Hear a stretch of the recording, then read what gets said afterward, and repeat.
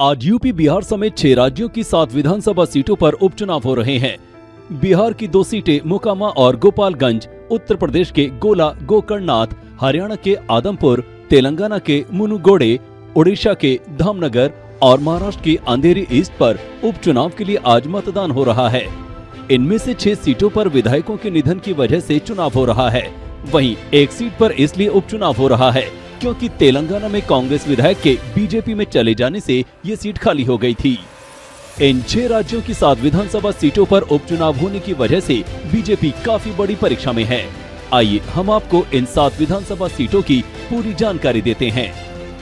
बात करें बिहार के गोपालगंज सीट की, तो यहाँ पीछे 4 साल से बीजेपी की सरकार है, लेकिन इस बार पूर्व मंत्री सुभाष सिंह का निधन हो गया, इसलिए यहाँ उपचुनाव हो रहे हैं। यहाँ बीजेपी को चुनौती देने के लिए आरजेडी ने मोहन प्रसाद गुप्ता को मैदान में उतारा है।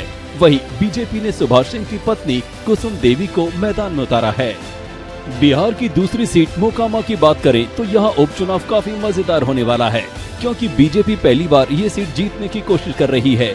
यहाँ बीजेपी ने सोनम देवी को उम्मीदवार बनाया है, लेकिन दूसरी तरफ आरजेडी, जो पहले से ही इस सीट पर काफी मजबूत है, इन्होंने इस बार अनंत सिंह की पत्नी नीलम देवी को अपना उम्मीदवार बनाया है। वहीं महाराष्ट्र की अंधेरी ईस्ट विधानसभा सीट पर काफी दिलचस्प राजनीति है। महाराष्ट्र की राजनीति में पिछले महीनों जो हुआ है, उसे देखते हुए उद्धव के लिए ये सीट निकालना बहुत जरूरी हो गया है। इनकी तरफ से चुनौती देने के लिए ऋतुजा लड़के को उम्मीदवार बनाया गया है। इस सीट पर बीजेपी ने सबसे पहले उम्मीदवार घोषित किया, लेकिन फिर नाम वापस ले लिया। बीजेपी उद्धव ठाकरे को काफी कंफ्यूज कर रही थी। उद्धव के खिलाफ 6 उम्मीदवार खड़े हुए हैं। ओडिशा के धामनगर में बीजेपी और बीजेडी के बीच कड़ा मुकाबला हो रहा है।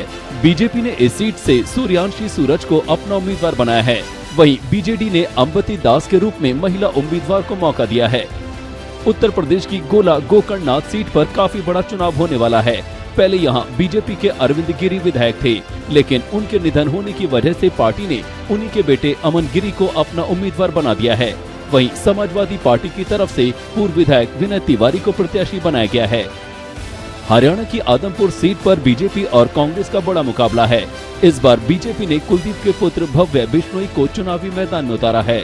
वहीं कांग्रेस ने जयप्रकाश को अपना उम्मीदवार बनाया है, लेकिन इस सीट पर 1968 से भजनलाल परिवार का राज चल रहा है।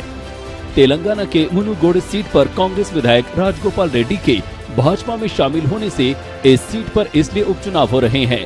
अब बीजेपी ने इस सीट पर राजगोपाल रेड्डी को ही अपना उम्मीदवार बना दिया है। वहीं कांग्रेस ने इस सीट से पल्लवी सरावंती को अपना उम्मीदवार बनाया है।